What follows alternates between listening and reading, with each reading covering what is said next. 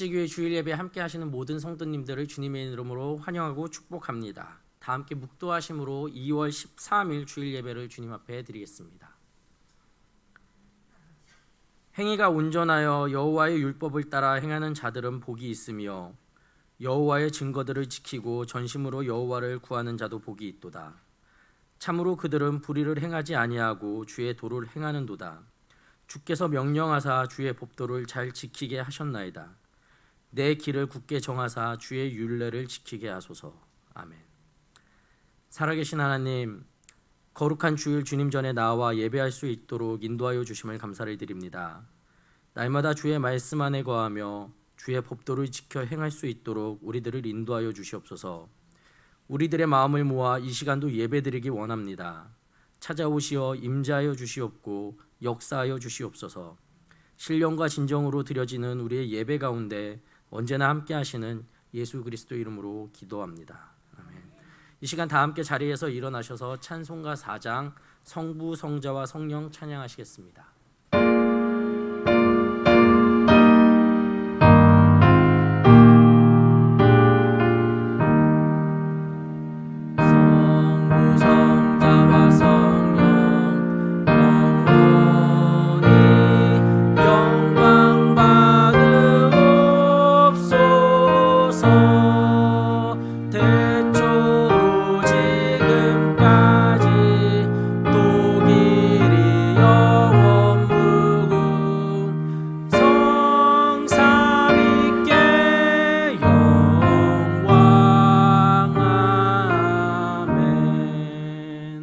이 시간은 지난 한 주간 동안 우리들의 삶을 되돌아보며 주님 앞에 부끄러웠던 모습을 고백하는 참회의 시간을 갖겠습니다.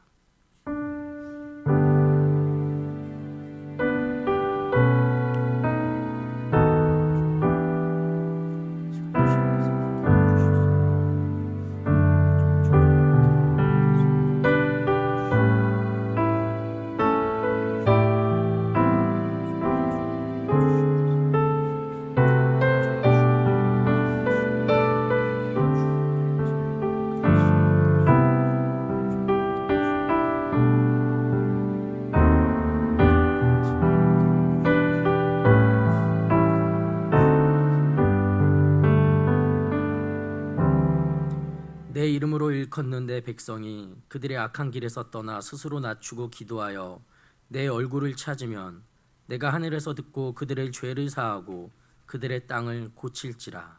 아멘. 다 함께 사도신경으로 우리의 신앙을 고백하시겠습니다. 나는 전능하신 아버지 하나님 천지의 창조주를 믿습니다. 나는 그의 유일하신 아들 우리 주 예수 그리스도를 믿습니다. 그는 성령으로 잉태되어 동정녀 마리아에게서 나시고 본디오 빌라도에게 고난을 받아 십자가에 못 박혀 죽으시고 장사된 지 사흘 만에 죽은 자 가운데서 다시 살아나셨으며 하늘에 오르시어 전능하신 아버지 하나님 우편에 앉아 계시다가 거기로부터 살아있는 자와 죽은 자를 심판하러 오십니다. 나는 성령을 믿으며 거룩한 공교회와 성도의 교제와 죄를 용서받는 것과 몸의 부활과 영생을 믿습니다. 아멘. 자리에 앉아주시기 바랍니다. 교동문 52문입니다. 청년이 무엇으로 그의 행실을 깨끗하게 하리이까? 주의 말씀만 지킬 따름이니이다.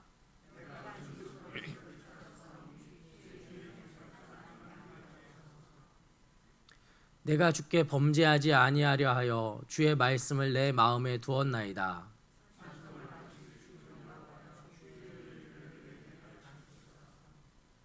내가 주의 법도들을 작은 소리로 읊조리며 주의 길들을 주의하며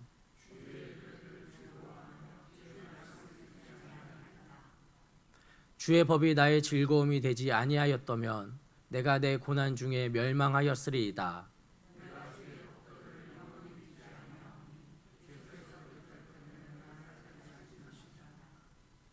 나는 주의 것이오니 나를 구원하소서. 내가 주의 법도들만을 찾았나이다.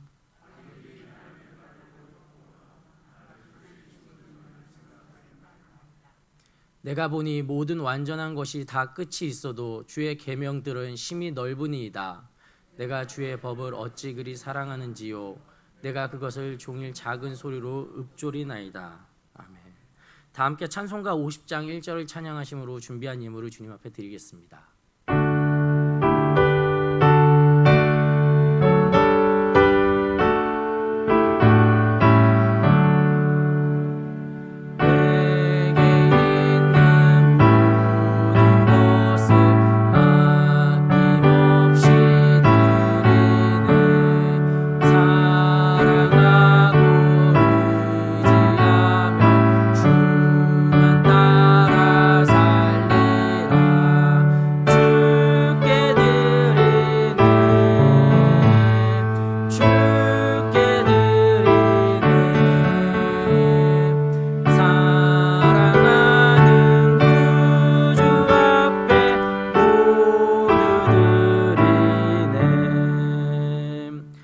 예배를 위해서 홍정근 권사님 기도해 주시겠습니다.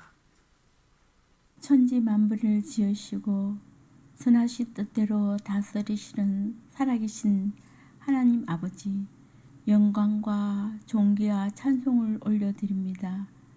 오늘 거룩한 주일날 온라인 예배와 대면 예배를 드릴 수 있게 하시니 감사합니다. 지난 일주일 동안 육신의 연약함과 믿음의 부족으로 말미암아 주님 말씀대로 살지 못하고 여러 가지 죄를 범했음을 고백합니다. 이 시간 모든 죄를 주님께 자복하고 회개하는 저희들을 예수 그리스도의 보혈로 깨끗게 하여 주옵소서. 주님, 간절히 기도합니다. 배움의 과정에 있는 학생들이 하나님의 말씀으로 잘 양육받으며 성장하게 하시고 말씀을 가르치는 전도사님들에게 성령의 지혜와 능력과 영육 간의 강건함을 허락하여 주옵소서. 그리하여 학생들도 지혜와 명철이 잘 자라나게 하여 주옵소서. 주님, 크신 뜻이 계셔서 이곳에 브릿지 교회를 세워주셨고 항상 지켜주시며 인도해 주시니 감사합니다. 우리 집 브릿지 교회가 온전히 하나님 영광을 드러내는 교회가 되게 하시고 이 세상에서 빛과 소금의 역할을 잘 감당하며 많은 생명을 주님께로 인도하게 하여 주옵소서. 자비하신 하나님 아버지, 우리 교회 투병 중에 있는 한우들이 있습니다. 한우들의 주의 손길을 어루만져 주시사 깨끗이 회복시켜 주시옵소서. 또한 전 세계 각지에서 사역하시는 선교사님들에게 영육 간의 강건함을 더하여 주시고 어떠한 어려움이 있더라도 주님 주신 사명 잘 감당할 수 있도록 인도하여 주옵소서. 오늘도 주님 말씀을 들고 강단에 세우신 김재호 목사님을 영육 간에 강건케 하시고 주님 말씀을 증거하실 때에 성령이 그 말씀 가운데 임재하셔서 저희 심령이 뜨겁게 변화되는 역사가 일어나게 하여 주시옵소서. 그리고 우리 브릿지교회 성도님 가정들을 축복하여 주시어서 가정이 늘 믿음 안에서 화목하고 모든 일에 승리할 수 있도록 주님 인도하여 주시옵소서. 모든 것 감사드리며 예수 그리스도의 이름으로 기도드리옵나이다. 아멘.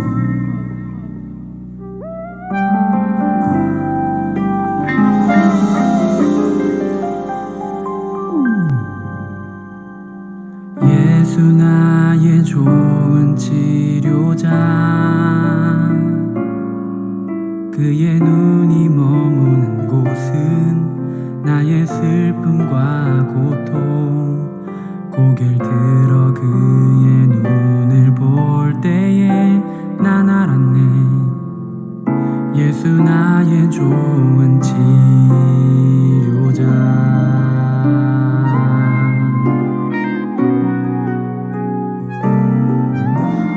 예수 나의 좋은 치료자. 그의 손길이 닿는 곳은 나의 상처와 아픔, 영원히 흐를 것 같았던 눈물 다 멎었네. 예수 나의 치료자.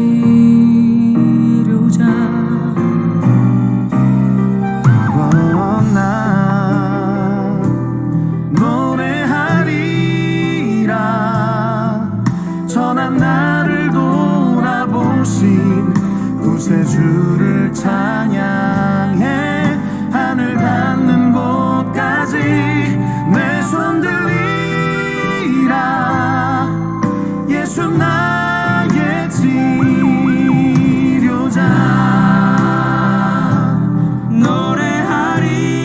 노래하리라.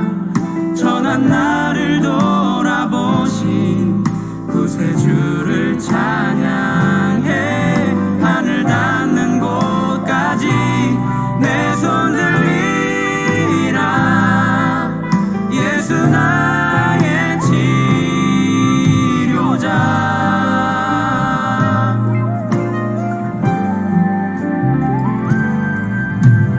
예수 나의 좋은 치료자. 그의 손길이 닿는 곳은 나의 상처와 아픔, 영원히 흐를 것 같았던 눈물 다 멎었네. 예수 나의 치료자.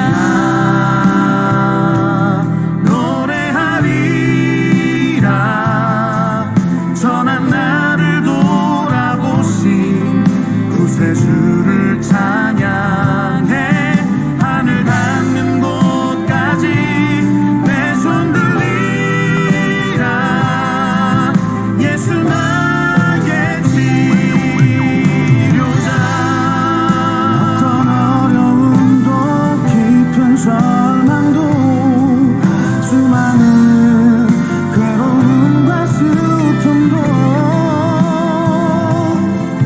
주로 인하여 모두 지워지리라. 예수 나의 치료자.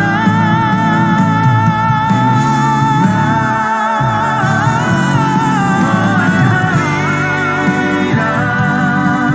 전한 나를 돌아보신 구세주를 찬양해. 하늘 닿는 곳까지 내 손 들리라. 예수 나의 치료자.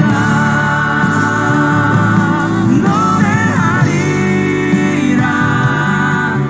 전한 나를 돌아보신 구세주를 찬양해. 하늘 닿는 곳까지 내 손 들리라.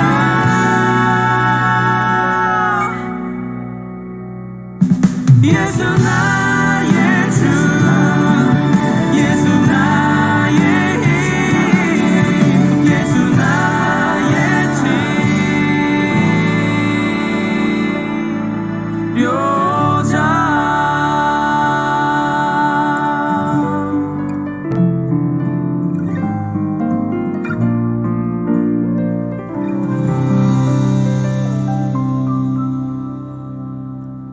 교회 소식입니다. 오늘 처음 브릿지교회 방문해 주신 모든 분들을 주님의 이름으로 환영하고 축복합니다. 예배 후 1층 안내 데스크에서 교회 소개와 안내를 받아주시면 감사하겠습니다. 새해 신방을 원하시는 성도님들께서는 신청서를 작성하셔서 헌금함 또는 교육자들에게 전달해 주시면 감사하겠습니다. 2월 27일 주일 예배 후 공동의회가 있습니다. 재직이신 분들은 모두 참석해 주시면 감사하겠습니다. 오늘 우리들에게 주시는 말씀은 에베소서 2장 1절에서 7절입니다. 그는 허물과 죄로 죽었던 너희를 살리셨도다.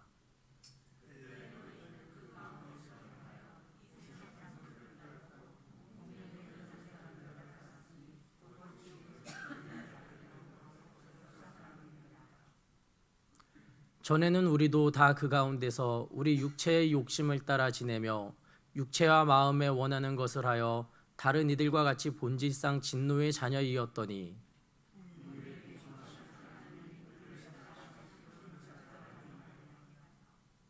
허물로 죽은 우리를 그리스도와 함께 살리셨고 너희는 은혜로 구원을 받은 것이라.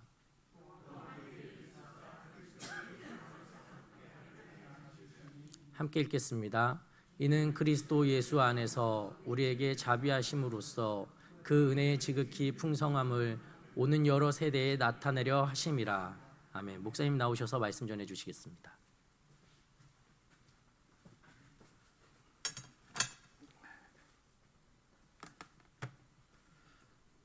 앞에 그 유리 치웠어요. 환하고 좋지요? 예. 한 주간 잘 지내셨습니까? 예. 잘 지내셨은 줄로 믿습니다. 오늘 그 말씀에 앞서서 지금 공동의회권 지금 2월 말 마지막 주에 저희가 공동의회를 하게 되는데 뭐 다른 안건은 아니고요. 작년 1년 동안 저희 교회 살림 어떻게 했는지 여러분들께 보고 드리려고 그렇게 하고 있습니다. 감사하죠. 코로나 상황 가운데도 하나님께서 또 많이 채워주시고 교회를 인도해 주신 줄로 믿습니다. 오늘 이 시간 한번 이렇게 한번 인사했으면 좋겠습니다. 옆에 분들에게 어떻게 인사하냐면 좋은 날입니다. 한번 이렇게 하면서 좋은 날입니다. 예수가 당신의 치료자가 되시길 바랍니다. 이렇게 하세요. 오늘 보니까 이렇게 이쪽 줄에 지금 네 분이 제가 처음 뵙는 분들인데 처음 오늘 방문하신 거죠? 예, 여기 네 분 계신데 우리 환영의 박수. 예. 예. 반갑습니다. 잘 오셨고요. 우리 김두임 어머님도 오셨네. 잘 오셨어요. 할렐루야. 예. 감사하고 오늘 그 말씀 전하기 전에 한국에서 2분짜리 영상 메시지가 날라왔는데 저희가 이 지금 어려운 팬데믹 가운데도 교회를 또 하나님께서 계속해서 개척해 하고 계시잖아요, 그렇죠? 제 신학교에서 같이 공부했던 제 후배인데 김상우 목사라고 이 친구가 이제 아마 어려운 시절에 유학을 와서 굉장히 힘들게 중간에 여러 가지 경제적인 어려움과 여러 아픔 때문에 정말 힘든 여러 가지 일들이 있었어요. 그런데 결국에는 잘 그것을 극복하고 이겨내고 잘 마치고 한국에 가서 최근에 얼마 전에 작년부터 해서 그 교회를 개척했어요. 그래서 그 교회를 개척했는데 교회 이름이 여러분 목동 브릿지 교회, 목동 브릿지 교회. 한국의 서울의 목동에 이제 아직은 가정교회고 작은 교회지만 그렇게 해서 시작을 한 교회가 있는데 저희 또 이제 모교회잖아 우리 교회가 그렇죠? 그래서 저한테 연락이 왔어요. 그래서 이제 또 기도해 주십사 하고 이렇게 해서 2분짜리 영상을 보내왔는데 제가 1분만 보내랬더니 2분을 보냈어. 그래서 아무튼 그거 잠깐 보고 제가 다시 와서 말씀 전하도록 하겠습니다. 예.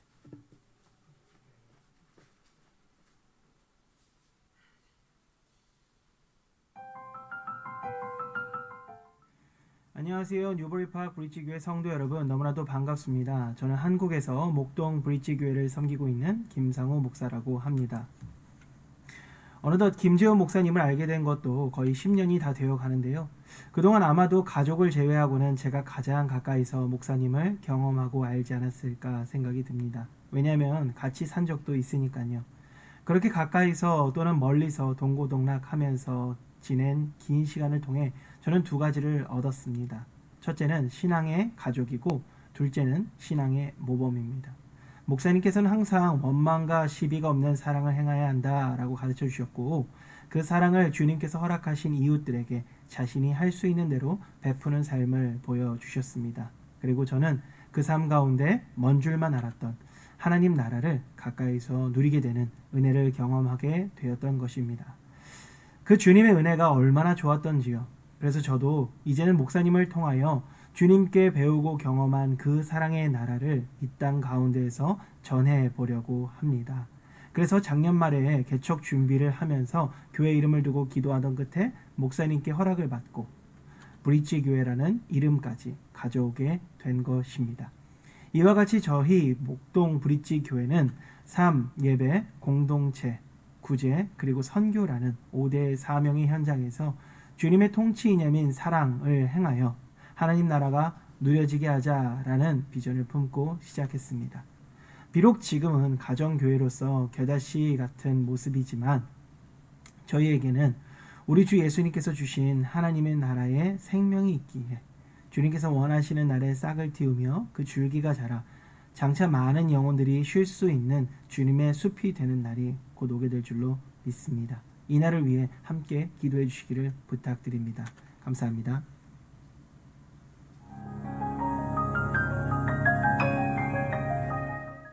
이마가 환하니 잘생겼죠?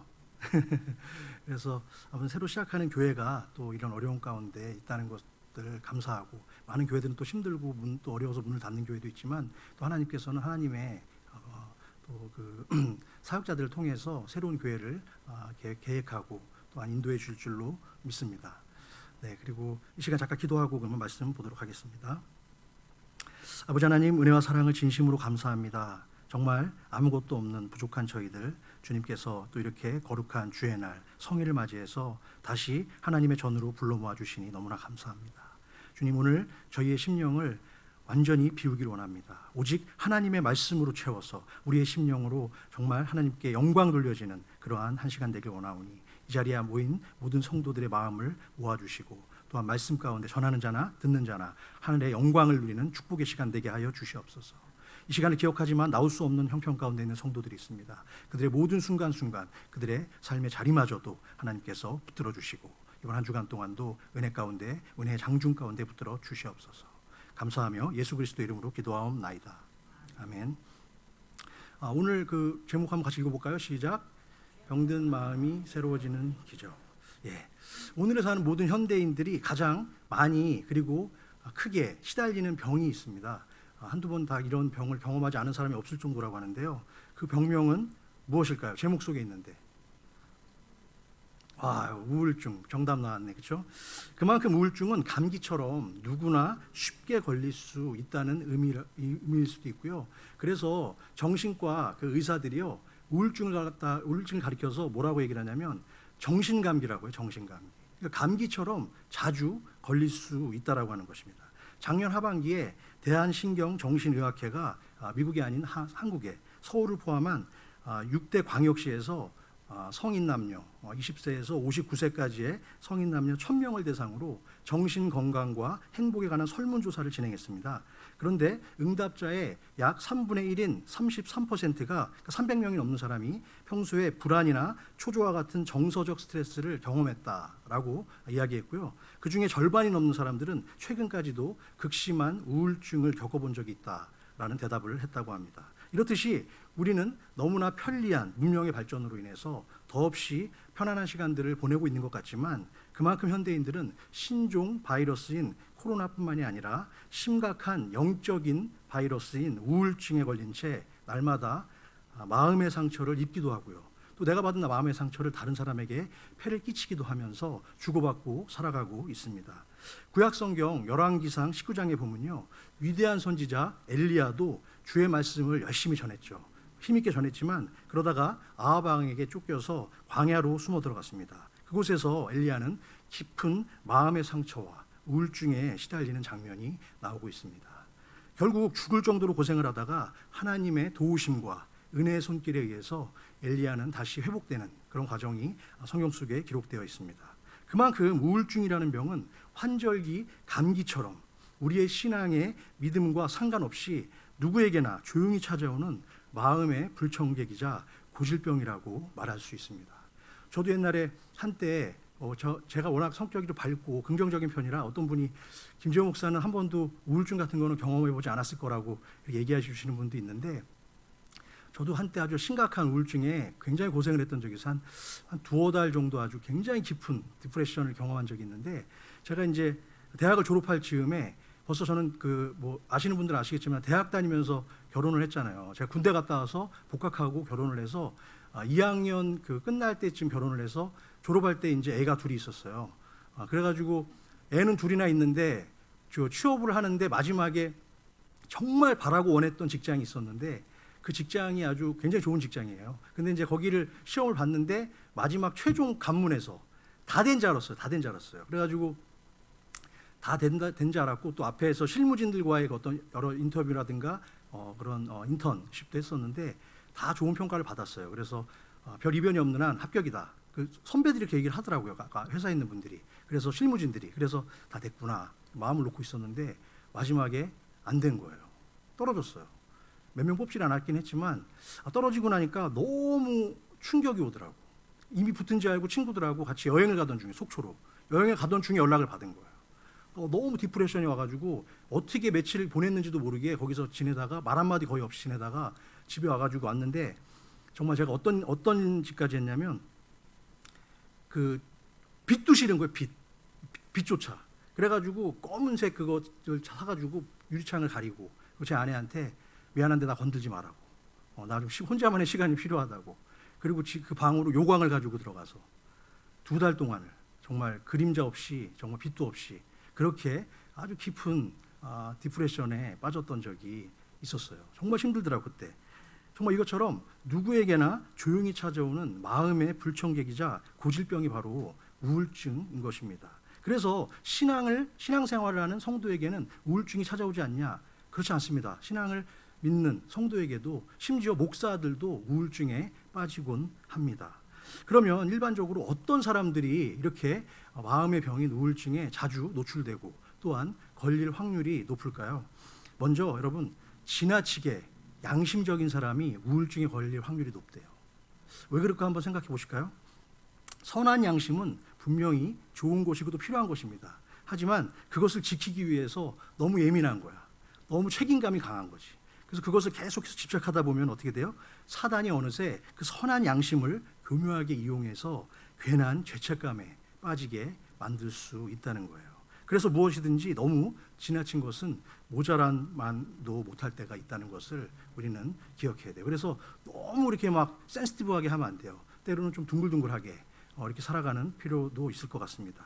두 번째로는요, 어떤 사람이 우울증이 잘 걸리냐면 주위 사람의 어떤 말이나 이상한 행동 때문에 마음에 깊은 상처를 받았을 때 그때 우울증에 걸릴 확률이 높다고 하는데요. 예를 들어서 어린 시절에 그 가정에서 부모나 또래 친구들로부터 감당하기 힘든 언어적 폭력이나 육체적 학대를 당했을 경우에 그 마음의 상처가 깊게 남는다는 거예요. 그래서 보이진 않아요. 하지만 마음속에 그게 암덩어리가 되어서 자신의 자존감을 자꾸만 건들고 힘들 때마다 그것이 불쑥불쑥 튀어나오게 되면서 우울증을 경험하게 된다고 합니다. 세 번째로는요, 어떤 사람들은 자신이 가장 소중하다고 생각한 것, 그것은 사랑하는 사람과의 사별이 될 수도 있고요. 또한 요즘 같은 경우는 한국 같은 경우 지금 애완견을 키우는 그 인구가 1,500만 명이에요. 1,500만 명. 그래서 정말 애지중지 가족처럼 생각했던 결혼도 안 하고 막 그냥 애완견 끌어안고 살던 사람도 있는데 그 애완견이 길게 살아봐야 요즘에 18년에서 한 20년이거든요. 아무리 오래 살아도. 그럼 결국에는 먼저 가게 되잖아요. 그런 걸 보고 나서 굉장한 우울감에 빠지기도 합니다. 제가 전에 섬기던 교회 어떤 집에 신방을 갔는데 너무 힘들어하는 거예요. 이분이 우울감에 빠졌다고 신방을 좀 와달래. 그래가지고 갔어요. 신방을 갔더니 그 피아노 위에다가 개 사진을 걸어놨다고, 개 사진. 그리고 그 앞에 개 그 유골함을 제가 좀 당황하고 놀랐는데 또 그만큼 개가 가족이었던 거예요, 이분에게는.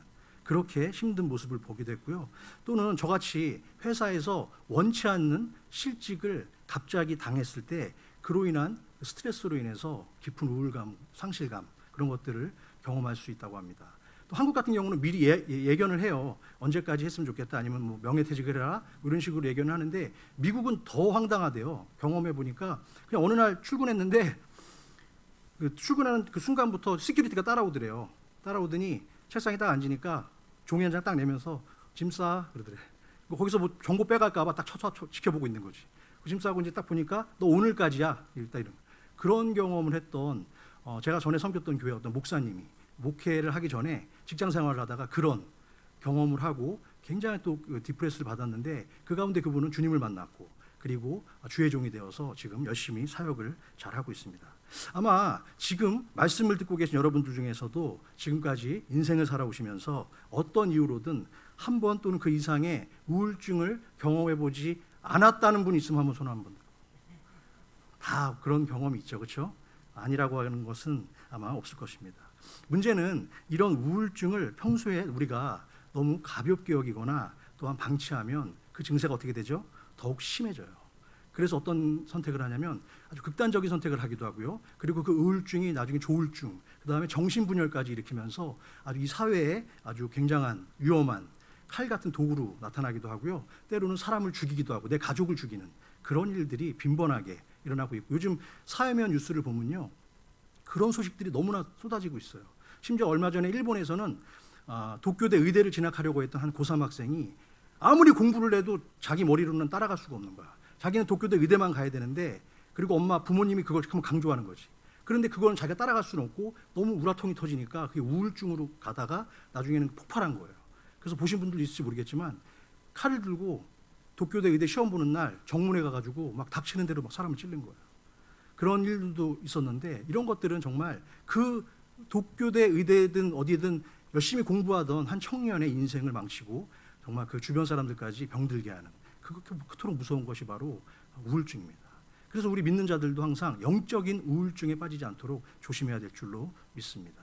그래서 제가 사실 오늘 영상을 하나 준비했어요. 그 한국에서 최근에 왔던 그 뉴스인데 JTBC에서 한 건데 한 1분 좀 넘는 것 같은데 잠깐 한번 봤으면 좋겠는데요. 네. 한번 보세요. 최근 그저께 뉴스예요. 서울의 한 아파트에서 경찰 과학수사대원들이 나옵니다. 30대 남성 A씨가 부모와 형을 살해한 현장을 감식한 겁니다. 새벽에 그냥 강하게 크게 소리 났으니까 뭔 소리인지 모르고 그냥 당하고 사람들이 오고 그냥 뭐 좀 싸우나 보다. 이곳에 사는 A씨는 119에 전화를 해 가족들을 살해했다고 신고한 걸로 파악됐습니다. 그리고 소방에 연락을 받은 경찰이 현장에서 A씨를 체포했습니다. 여기 붕대 있고 여기 하얗게 붕대 있고 완전 여기도 그냥 하얀 걸로 그냥 감아놨더라고. 근데 얼굴이 막 밝아네요. 부사들은 앞에 쭉 서있고. 경찰은 범행에 쓰인 흉기들도 발견했습니다. A씨는 경찰 조사에서 정신과 진료를 받은 적이 있다고 진술한 걸로 파악됐습니다. 경찰은 이 말이 맞는지 따지기 위해 A씨가 진료를 받았다는 병원에서 기록을 확인하고 있습니다. A씨의 진술 가운데는 사실과 다른 부분도 있는 걸로 알려졌습니다. 경찰은 존속살해 혐의로 A씨에 대한 구속영장을 신청할 계획입니다. JTBC 송우영입니다. 보셨는데 자신의 가족을 그 칼로 무참하게 했는데, 이 친구가 이제 그 병적인 그 증세가 있었다고 했잖아요. 근데 그 부분에 대해서 어느 누구도 어떻게 할 수가 없는 것이, 가족은요 내 자식이 그렇다고 생각하고 싶지 않은 거야. 엄마 부모는 믿고 싶지 않고 괜찮을 거야 하면서 그런 상황으로 가고 있지만, 결국에는 그런 것이 정말 폭발하게 되면 엄청난 사건으로 발전할 수 있다는 것을 우리는 사회면 뉴스를 통해서 매일마다 거의 접하고 있는 그런 상황 속에 있습니다. 그렇다면 여러분, 마음의 병인 이 우울증에서 벗어나기 위해서 세상 사람들은 주로 어떤 해결책들을 사용하고 있을까요? 어떤 사람들은 술을 마시기도 하고요, 친구를 찾아가기도 합니다. 더 심한 경우에 마약을 손을 대기도 합니다. 한국도 이제는 더 이상 마약의 청정 지역이 아니라고 하더라고요. 엄청난 양의 마약이 한국으로 들어가고 있다고 합니다. 또한 무속신앙에 의지하면서 점을 보는 사람도 있습니다. 그러나 그런 것들은 잠시의 위안을 줄지는 모르겠습니다. 내 마음이 잠깐 편안해질지 모르겠어요. 하지만 우울증의 치료를 더디게 만들고 상황을 더 악화시킬 뿐입니다. 또 어떤 사람들은 자신을 둘러싼 환경을 바꾸면 좀 나아질까라는 생각을 하면서 어떻게 해요? 직업을 바꿔보기도 하고, 또한 남편을 바꿔보기도 하고, 또 여러 가지 상황 속에서 완전한 상황 가운데 이사도 가보지만 아무런 해결책을 거기서 찾을 수가 없는 거예요. 그래서 한국에서 실제로 있었던 일인데, 어떤 젊은 여성이 결혼을 한 후에 갑자기 그 단란하고 행복하고 달콤해야 될 신혼생활인데 너무 극심한 우울증이 결혼하자마자 찾아온 거예요. 그래서 결국 첫 번째 결혼에 실패했어요. 그래서 그 우울증의 원인이 자신의 잘못된 배우자와의 만남이라고 생각했던 그 여인은 두 번째 결혼을 했습니다. 그런데 두 번째 결혼도 실패를 했어요. 그래서 다시 한번 결혼을 했어요.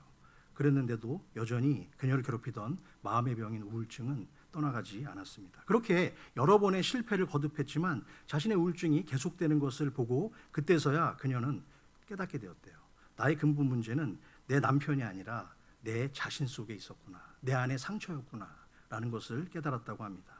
우울증에서 벗어나려면 그래서 우리에게 가장 먼저 어떤 것이 필요하냐면요, 내 스스로의 자존감을 높여야 돼요. 나는 하나님의 귀한 자녀이다. 여러분 따라해 보세요. 주존감, 주님의 자존심. 우리는 내 자존심이 아니라 주님의 자존심으로 살아가는 자인 줄로 믿습니다. 또한 그 다음으로 너무 지나친 타인에 대한 강박과 의존에서도 벗어나야 돼요. 저 사람 없으면 안 돼 라고 하는 너무 그 강박적인 그런 의존성, 그런 것들을 벗어내고 건강한 주 안에서의 자아를 우리는 찾아야 될 줄로 믿습니다. 그런데 문제는 뭐냐면요, 하나님을 믿는 백성인 성도들에게도 이 우울증이 참 손님처럼 가끔씩 찾아온다는 사실입니다. 그리고 앞으로도 찾아올 수 있다는 것을 우리는 기억해야 합니다. 오늘 본문은 그래서 사도 바울이 이렇게 이야기하는 건 아니지만 우리 성도 신앙생활 중에서 우울증을 극복하는 중요한 원리들을 잘 담아내고 있는 것 같아요. 1절 말씀 한번 볼까요? 1절 말씀 한번 보기로 원하는데, 자 여러분, 여기서 지금 사도 바울은 성도라 칭함을 받은 우리 여러분들, 저와 여러분이 어떤 존재였는지를 분명하게 말씀해주고 있습니다. 이것을 보면요, 여러분, 우리가 우울증에 빠질 수밖에 없는 존재라는 것을 인식할 수밖에 없습니다. 인정할 수밖에 없어요. 자, 그는, 여기서 그는 누구죠? 주님이죠. 예수 그리스도. 주는 허물과 죄로 죽었던 누구를? 너희를 살리셨도다. 그러면은 여러분 그 앞에만 볼게요. 허물과 죄로 어떻게 됐다? 죽었다. 이것은 우리의 육체적인 죽음을 꼭 의미하는 것은 아니고요, 영적인 죽음을 의미하는 거예요. 허물과 죄로, 원죄로 죽었던 우리는 이미 영적인 우울감 가운데 살아갈 수밖에 없는 죄인된 존재인 줄로 생각합니다.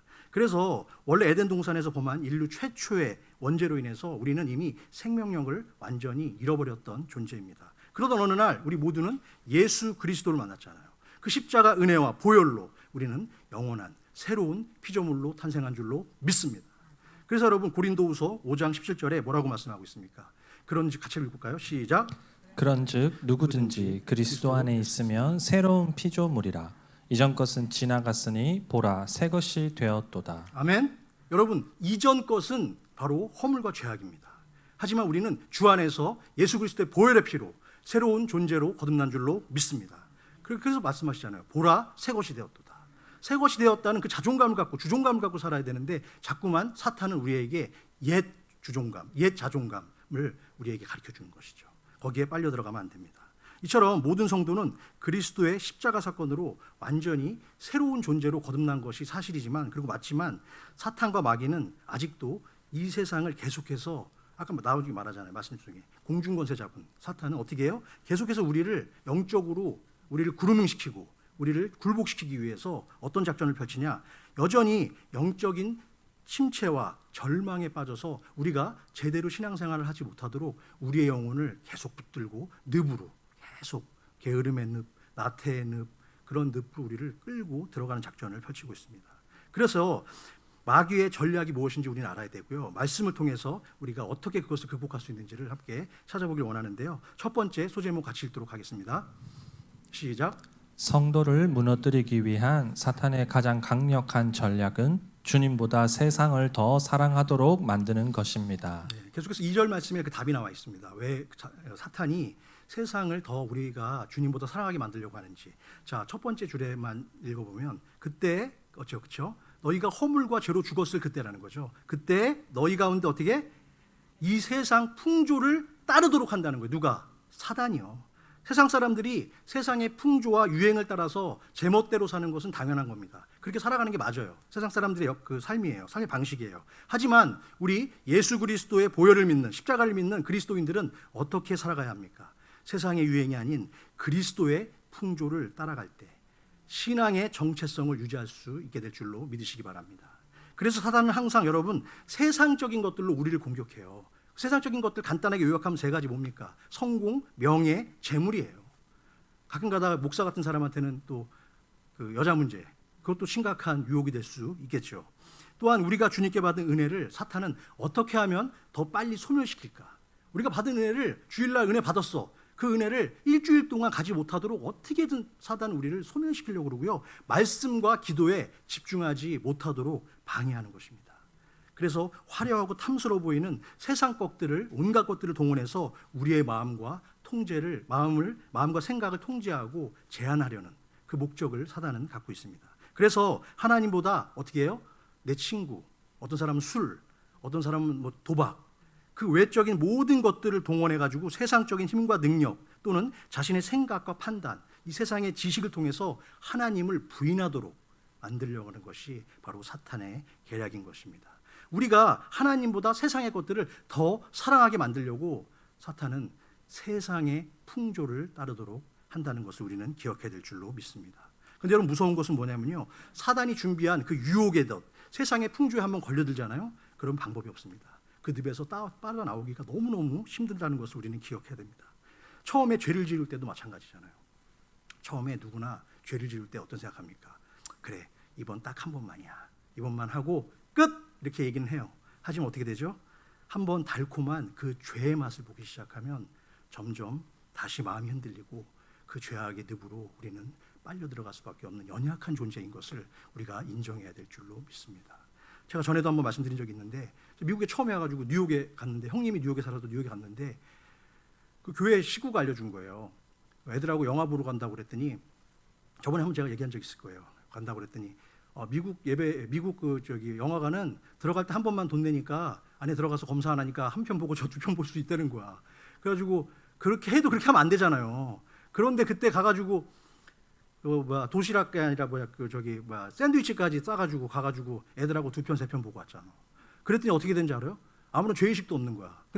걸릴까봐 좀 무섭긴 했죠. 그런데 그 다음에 어떻게 되냐면, 더 무서운 것이 뭐냐면, 제가 그렇게 하고 이제 그러면 하지 말아야겠다. 이제 그리고 그때 좀 약간 되게 두렵기도 하고, 갑자기 들어와가지고 당신 표 있어? 이렇게 하는 거 아니야? 이런 마음도 있잖아. 그런데 그렇게 했어요. 제가 했는데 더 놀라운 것은 뭐냐면요, 그 죄가 잉태되어진다는 거예요. 그리고 그것이 퍼지게 되는 거예요. 누구에게? 내 자식들에게. 두 남식이랑 같이 갔는데, 아유 주여, 그 다음 주에 딱 되더니 애들이, 아빠 우리 영화 두 편 보러 가요. 영화 두 편 보러 가재. 그 아이들의 그 두 편 보러 가자는 의미는 뭘까요? 한 표 내고 두 편 보자는 거예요. 제가 그렇게 했더니 애들이 당연한 건지 아는 거예요. 이것이 너무 놀래가지고 당황했던 그런 기억이 있어요. 그래서 애들 앉혀놓고 영화는 한 편만 봐야 돼. 그렇게 얘기했던 적이 있는데 정말 솔직한 제 고백입니다.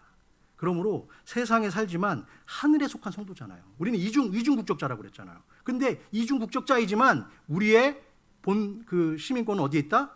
하늘에 있다. 그거를 잊지 않고 우리가 자꾸만 이쪽 세상으로 왔다 갔다 하면 양다리 걸치면 결국에 무너지게 되어 있고, 그것이 바로 사단의 전략인 것을 잊지 마시기 바랍니다. 그렇기 때문에 주님의 자녀라는 거룩한 주존심을 우린 지켜야 됩니다. 그리스도인에 맞는 합당한 삶을 살기 위해서 부단히 노력해야 됩니다. 제가 한 실수라는 것은 그때 교회 우리 구역 식구가 얘기했을 때 그렇게 그건 아니죠. 집사님 어떻게 그것을 한국에서 온 사람한테 가르쳐 주시면 됩니까? 하면서 했어야 되는데 저는 신나가지고 갔다는 거예요. 할 말은 없어. 예. 아무튼 제가 그리고 나중에 제가 이제 목회자가 되었잖아요. 목회자가 됐는데 그 집사님이 저한테 연락이 왔어요. 그러면서 그러죠. 그때 그랬었던 김 집사였는데 이러면서 연락이 오더라고. 와, 옛날 생각 계속 그 죄를 떠올리게 만들어. 예. 좀 그런 어떤 모습이 있다라는 거예요. 여러분, 그래서요 비둘기 있죠. 저는 비둘기는 별로 안 좋아합니다. 하도 그냥 차에다 똥을 싸놔가지고. 그런데 비둘기가 여러분 보셨을지 모르겠지만 막 진흙탕을 다니고 난리를 치고 막 다니는데 비둘기 깨끗합니까? 안 깨끗합니까? 비둘기 더러운 거 보셨어요?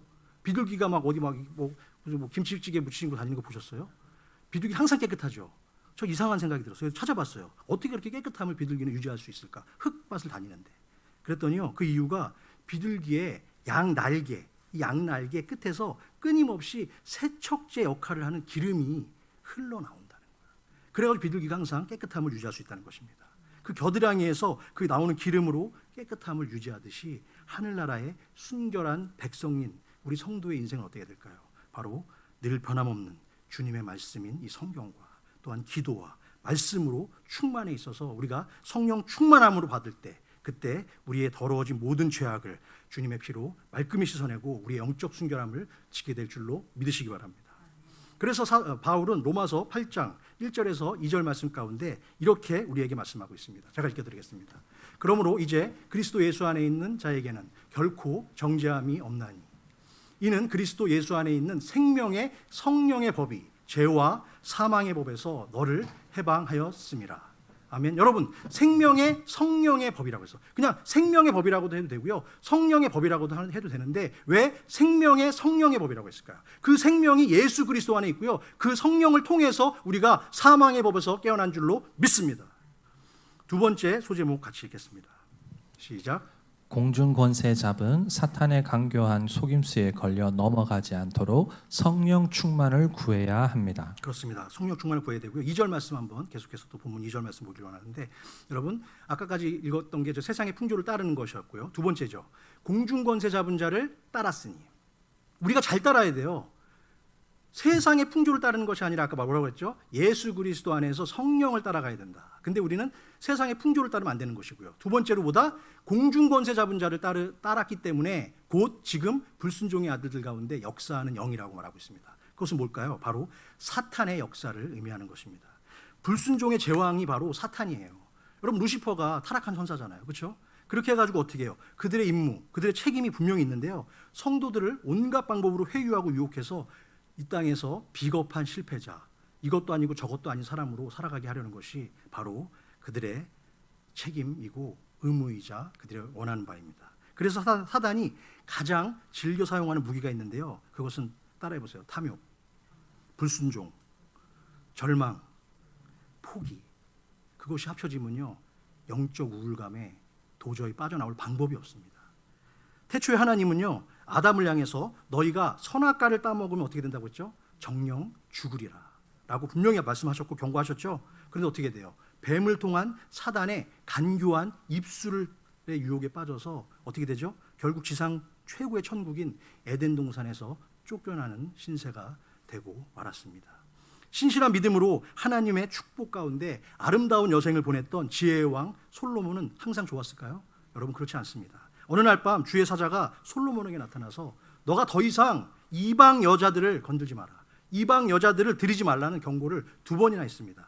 그렇지만 이미 쾌락과 음란의 사단의 유혹에 빠진 솔로몬은 어떻게 했죠? 그 마음 뺏기고 나서 이방 여인들과 계속해서 범했고요. 그리고 나서 하나님이 가장 싫어하시는 산당을 짓고 또한 우상을 위한 제사까지 허락하는 죄의 길에 솔로몬이 빠지기도 했습니다.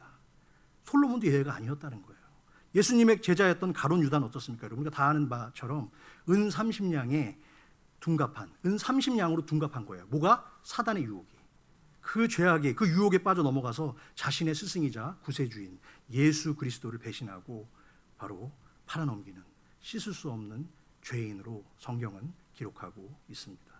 지금 이 순간에도 여러분, 세상의 공중권세 잡은 사탄 마귀는요, 끊임없이 저와 여러분의 육체와 영혼을 타락시키고 주님으로부터 멀어지게 하기 위한 열심을 내고 있다는 사실을 우리는 기억해야 됩니다. 그럼 우리는 어떻게 해야 될까요? 더욱 영적으로 깨어 있어야 됩니다. 영 분별을 구해야 돼요. 근데 내가 성령 충만함이 없고 말씀을 보지도 않고 그냥 하루에 5분 기도로 끝내고 식사 기도 3번으로 끝낸다면 그 가운데 어떻게 성령 충만을 구하는 거짓말이죠. 그건 공부 하나도 안 하고 시험 보는 거하고 똑같은 거예요. 여러분, 그렇기 때문에 항상 더 하나님 말씀 가운데 바로 서는 저와 여러분 되시길 주님의 이름으로 축복합니다. 3번째 소제목입니다. 시작. 육체의 정욕에 빠지지 않기 위해서 날마다 하나님께 더 가까이 하는 삶을 살아야 합니다. 3절 말씀 보겠습니다. 계속해서 3절 말씀. 자, 전에는 우리도 다 그 가운데서 우리 육체의 욕심을 따라 지내면, 자, 여기까지 여러분, 자 볼게요. 그 전에는 우리가 진노의 자녀잖아요. 그리고 허물과 죄로 죽은 자였기 때문에 욕심을 따라 사는 거예요. 그리고 육체와 마음에 원하는 것을 어떻게 하여 다른 이들과 같이 본질상 진노의 자녀였다라고 얘기하고 있습니다. 사람이 왜 죄를 짓는지를 여기서 지금 밝혀주고 있는 거예요.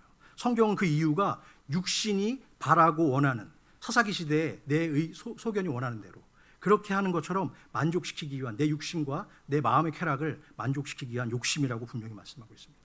그래서 사도 바울은 인간의 끝없는 욕망에 대한 부연 설명으로서 마지막 부분에 뭐라고 해요? 본질상 진노의 자녀라고. 누가? 바로 저와 여러분이 라고 이야기하고 있습니다. 여러분, 여기서 본질상이라는 것은 현재의 상태를 얘기하는 거예요. 근본 자체가 우리는 진노의 자녀가 될 수밖에 없다는 것입니다. 왜요? 어떻게 할 때? 우리가 육신의 그 죄악에 얽매여 살아가고 육신만 따라가려고 할 때는요, 진노의 자녀가 될 수밖에 없습니다. 야고보서 1장 15절에서 예수님의 친동생인 야고보 사도는 이렇게 얘기합니다. 욕심이 잉태한 즉 죄를 낳고 죄가 장성한 즉 뭘난다? 사망을 낳느니라. 죄를 짓게 되는 씨앗은 여러분 작은 욕심으로 시작합니다. 하지만 그 작은 욕심의 씨앗은 어떻게 되죠? 결국 죄와 분노의 거대한 공룡으로 자라나게 되는 것을 우리는 기억해야 됩니다. 그래서 여러분 주석가 핸드릭스라는 분이요, 인간이 느끼는 5가지의 욕망에 대해서, 욕심에 대해서 설명했는데요. 5가지가 이거예요. 한번 들어보세요. 첫 번째가 눈에 보이는 물건. 눈에 보이는 물건 우리가 탐할 때 있잖아요. 그렇죠? 두 번째로 귀에 들려오는 소리. 우리는 소리에도 민감하고 조심해야 됩니다. 어떤 소리를 듣고 우리가 그 소리 때문에 영분별을 못하고 빠지는 경우도 상당히 많이 있다는 것입니다. 세 번째는요, 코로 스며드는 냄새. 냄새. 어떻게 하면 좋지? 코로나에 걸리면 냄새를 못 맡는다는데. 네 번째는요, 혀에 스치는 맛. 정말 귀하게 음식 내놨는데 와이프가 정성을 들여서 내놨는데 이거 짜 이거 말 한마디에 그냥 사단이 확 역사하면 어떻게 돼요? 난리 나는 거예요. 그냥 하루아침에 그냥 밥상 뒤집어지고 막 난리 나는 거예요. 그거 아무것도 아닌 거예요.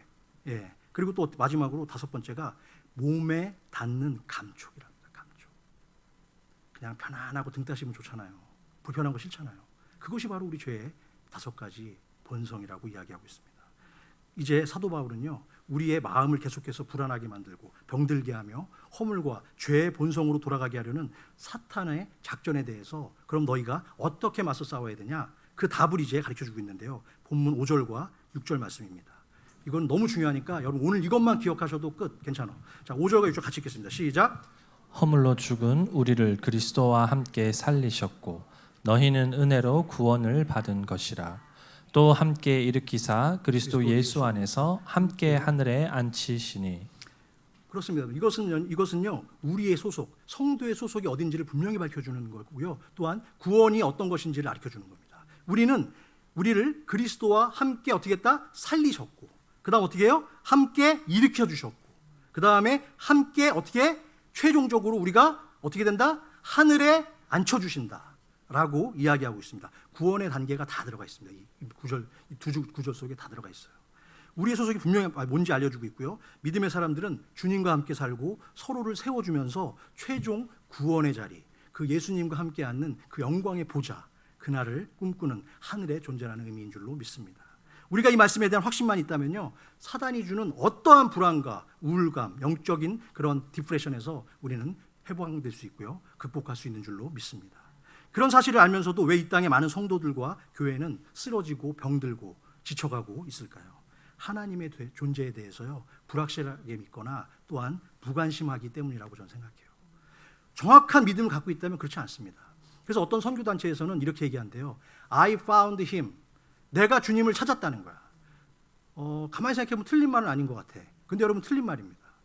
어떻게 감히 피조물인 우리가 조물주인 하나님을 찾을 수 있습니까? 그것은 아닙니다. 여러분, He found me. 주님이 우리를 찾으신 줄로 믿으시기 바랍니다. 주님이 우리를 발견하셨고요, 예수 그리스도 자신의 자식을 피 흘림 가운데 우리에게 보내주셔서 우리가 죄사함을 얻고 하나님 나라에 저 예수 그리스도와 함께 하늘에 앉힐 수 있는 영광을 얻게 된 줄로 믿으시기 바랍니다. 그러니까 여러분 30년을 교회를 다니고 40년을 교회를 다녀도 아직도 헷갈리는 거예요. 나의 구원자가 예수가 맞나? 나의 힐러, 치료자가 예수가 맞나? 자꾸만 의심이 가는 겁니다. 의심하면 안 됩니다, 여러분. 절대 의심하면 안 돼요. 의심하는 정도가 아니라 그 정도 구력이 있다면 어떻게 돼요? 가가지고 목숨 걸고 예수를 전할 수 있어야 돼요. 이제는 그 정도 단계가 돼야 되는 겁니다. 주일날 피곤하다고 나가나 마나? 여러분 그런 단계로 가시면 안 돼요. 그것은 사단의 밥이 되고자 내가 마음먹은 거예요. 그리고 말씀을 전하는 제 입장에서도요, 지금 제가 어떻게 말씀 전하는지 저 잘 모르겠어요. 물론 본문과 원문이 있습니다. 본론대로 하지만 어떨 땐 하나님께서 저에게 앉아서 예배 직전에 기도할 때 이런 말씀을 주세요. 야, 쫄지 말고 전해. 할 얘기 다 해. 이렇게 말할 때가 있어요. 그런 확신이 없다면 우리는 의심 속에 살아갈 수밖에 없는 것입니다. 그러므로 가끔씩 우리의 믿음이 흔들리고 영적인 우울증이 찾아온다면 어떻게 해야 될까요? 하나님 앞에서요 정직하고 솔직해야 됩니다. 우리 병 걸리면 여기 지금 아픈데 계속 그냥 참어. 의사 만났는데 여기 안 아파요? 아니 괜찮은데요. 나중에 보니까 암이야. 그때 왜 얘기 안 했어요? 이미 늦었어요. 그것처럼 현재 나의 상태를 그대로 고백해야 됩니다. 어떻게? 하나님 앞에. 그것은 기도와 간구밖에 없습니다. 그리고 어떻게 해야 돼요? 지금 아직 늦지 않았습니다. 지금 건물이 지어지고 있는데 2층 단계야. 아니면 골조 공사 중이야. 그러면 그 골조 빨리 미안하지만 엎으면 돼요. 그런데 그거 안 하고 계속 세워가잖아요. 나중에 여러분 신앙생활 평생 다 해가지고 주님 만나려 얼마 안 남았어. 그런데 그냥 갑자기 확 무너져. 왜? 밑에가 너무 약하니까. 재건축해야 돼요. 지금도 늦지 않았습니다. 여러분 그러기 위해서 어떻게 해야 된다? 우리는 더 하나님 앞에 정직하고 솔직하게 기도하고 살아가고 또한 우리의 죄를 날마다 회개해야 될 줄로 믿습니다. 그리고 여러분, 그래서 주님은 마태복음 5장 8절에서 뭐라고 말씀하고 있습니까? 마음이 청결한 자는 복이 있나니 어떻게 해요? 하나님을 볼 것이라고 말씀하고 있습니다. 마음이 청결하다는 건 다른 것이 아닙니다. 내 바탕이 그냥 깨끗한 거. 완전할 수는 없지만 온전하고 순전한 거. 그렇게 살아갈 때 하나님은 우리의 죄악 다 알고 계시지만, 우리의 허물 다 알고 계시지만 그것을 덮어주시고 예수 그리스도의 피로 우리를 하나님의 보좌로 앉혀주실 줄로 믿습니다. 여러분, 이렇게 한번 따라해봤으면 좋겠습니다. 저 따라하세요. 나는 이 세상에 살아가지만 하늘에 속한 존귀한 자이다. 아멘. 그래서 여러분 줄였어요. 제가 하늘에 속한 존귀한 자, 하속존. 줄임말 좋아하잖아. 하속존. 하늘에 속한 존귀한 자. 여러분 정말 힘들 때 이렇게 하세요. I'm 하속존. 사탄이 유혹하잖아요. 그때 난 하나님에 속한 존귀한 자다. 절대 사탄은 나를 이겨낼 수 없다. 예수 그리스도의 보혈로 물러가라. 이렇게 기도하시는 저와 여러분 되시길 바랍니다. 예수님을 알기 전에 우리 모두는 이미 허물과 죄로 죽은 자였습니다. 하지만 예수를 믿고 영접함으로써 놀라운 축복과 은혜의 역사가 우리 모두에게 벌어진 거예요. 그 사람들이 앉아있는 게 성도의 모임이고 이 교회예요.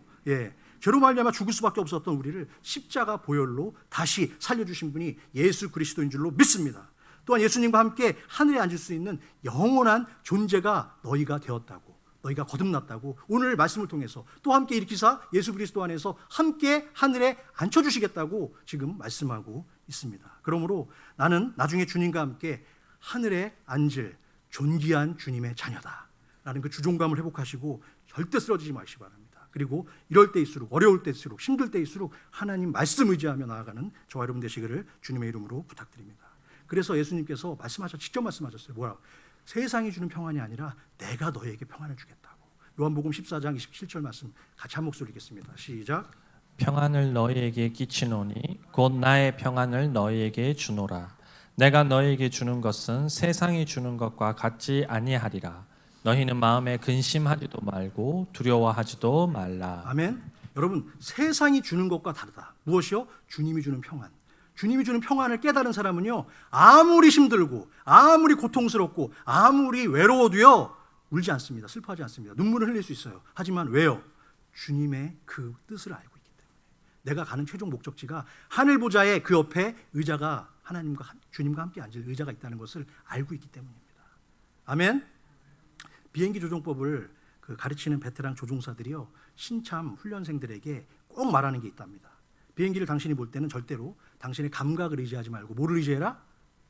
계기판을 의지하라고 얘기한다는 거예요. 계기판을 무시하고 자기의 생각대로 하면 날씨가 좋을 때는 괜찮아요. 그런데 이제 날씨가 안 좋을 때 막 비행기가 이렇게 갔다 하잖아요. 비행기 전투기가. 그러면 나중에 이게 하늘인지 땅인지도 모르고 꼭 자기는 올라간다고 올라가는데 땅으로 그냥 가는 거예요. 탈출도 못해요. 이미 늦은 겁니다. 그래서 조종석에 앉은 비행사가 가장 먼저 해야 될 일은 자신의 생각과 판단으로 이것을 조종할 것이 아니라 뭐 해야 된다? 그 생각은 잠시 보류하고 뭐래요? 오직 눈앞에 있는 계기판만을 전적으로 신뢰해야 하는 것과 마찬가지로요. 세상이 유혹하는 감각이나 느낌이 때로는 우리를 자극할 때가 있어요. 우리를 건들 때가 있어요. 우리를 시험할 때가 있습니다. 그럴 때 어떻게 돼요? 우리는 상처받을 수밖에 없고요. 영적 우울감에 빠질 수밖에 없는 거예요. 그럴 때 어떻게 해야 돼요? 말씀의 계기판, 이 성경을 의지하시기 바랍니다.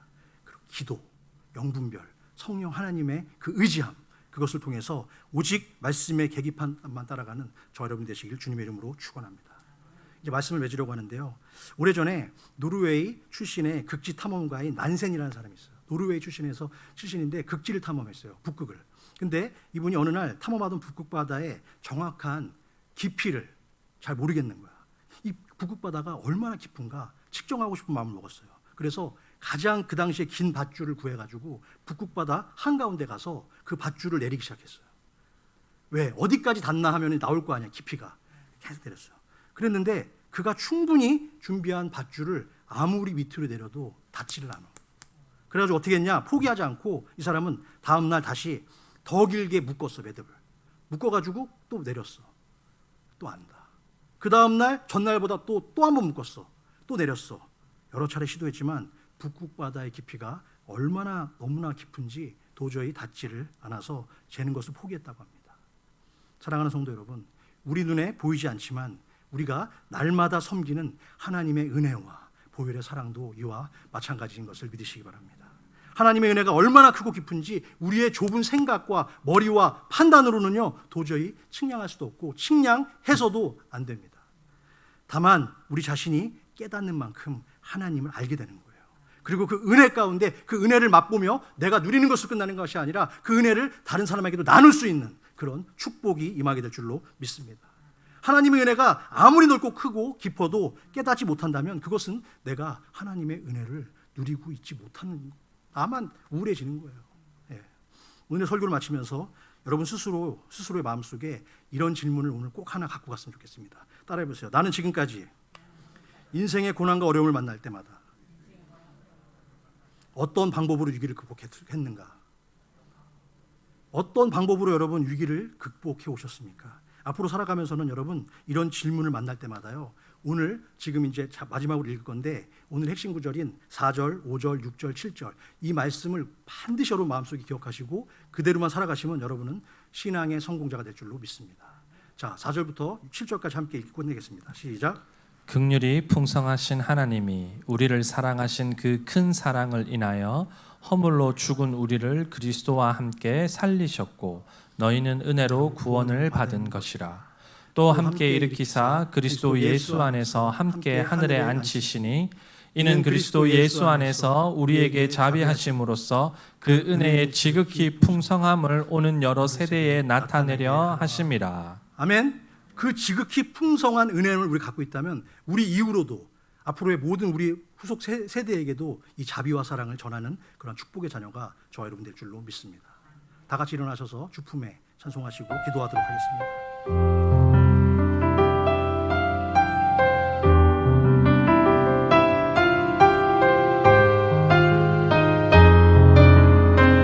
자, 손을 꼭 기도할까요?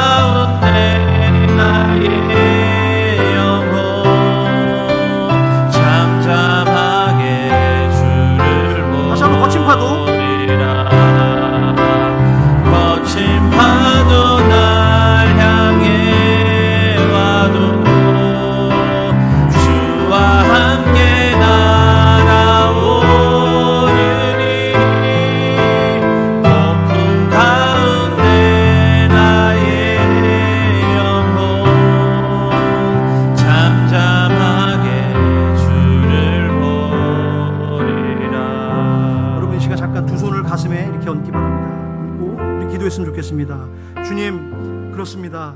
혹시 제 마음 가운데 허물과 죄악이 주님께서 다 씻겨주시고 우리는 새로운 피조물이라고 말씀하셨는데 그것을 믿지 못하고 의심하며 나날이 정말 영적 디프레션 가운데 살아왔던 순간들이 있다면 이 시간 더 이상 그렇게 살지 않고 하나님의 존귀한 자녀로서 하나님께 속한 자로서 주존심을 갖고 이 땅에서 당당하게 예수 그리스도를 전하며 살아갈 수 있는 능력의 복음자가 되게 해달라고. 그 사람이 바로 내가 되어서 내 가정과 내가 속한 교회, 내 직장과 모든 세상을 변화시키는 그런 미랄이 되게 해달라고. 시간 간절히 기도하고 마치겠습니다. 기도하겠습니다. 아버지 주님 감사합니다. 아버지 이 땅에서의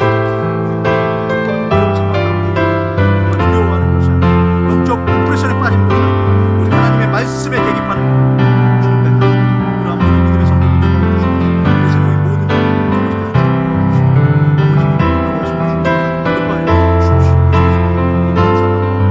어떠한 핍박과 억압과 끝까지 주님만을 믿으며 아버지 정말 저천 하나님이 계신 그 하늘 보좌 그 의자에 함께하는 날을 변화할 수 있도록 우리 성도들 모두를 축복하여 주시고 아버지 하나님의 은혜의 장중으로 붙들어 주시옵소서. 아버지 예수 그리스도 시작부터 영원까지 스스로 계신 하나님 아버지, 오늘도 변함없는 주님의 날을 기억하여 사랑하는 주의 백성들이 원근 각처에서 오직 아버지의 거룩하신 이름으로 이 주의 전에 모이게 하시니 모든 영광과 찬양을 주님께 올려드립니다. 여전히 어려운 시대적 교회적 상황을 맞이하고 있습니다. 그럼에도 모든 사랑하는 형제자매들이 한 마음과 한 뜻으로 주님의 몸된 교회에 모여 기쁨과 감사의 예배를 올려드리고 말씀 속에서 우리의 심령이 새로워지게 하시니 그것이 가장 큰 은혜인 줄로 믿습니다.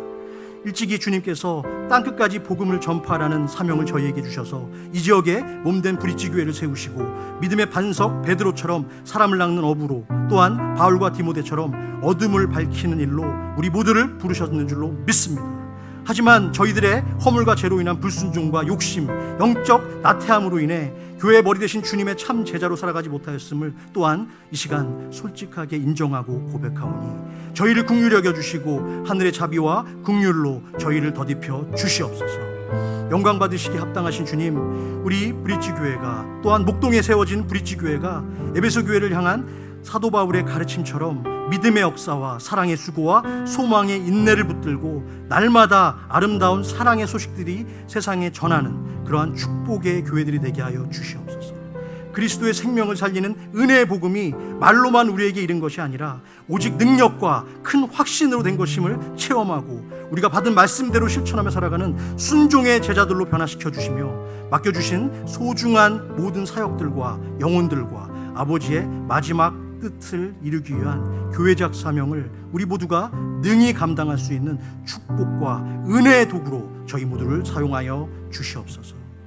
지금까지 교회를 내 몸처럼 사랑하고 아버지의 거룩한 뜻과 사명을 지키기 위해서 자신의 자리에서 묵묵하게 힘들고 피곤하고 외롭고 정말 고통스럽고 영적 우울감에 시달렸지만 그 모든 상황 가운데 수고한 애쓴 성도들의 눈물과 상처를 잊지 말아 주시고 저들의 상처를 치유하여 주시며 하늘의 크고 신령한 은혜와 축복으로 그 수고와 눈물을 갚아 주시옵소서. 주님께 받은 은혜를 생각하며 이 시간 사랑하는 성도들이 자신의 정성과 자신의 생명보다 소중한 물질을 이 시간 드립니다.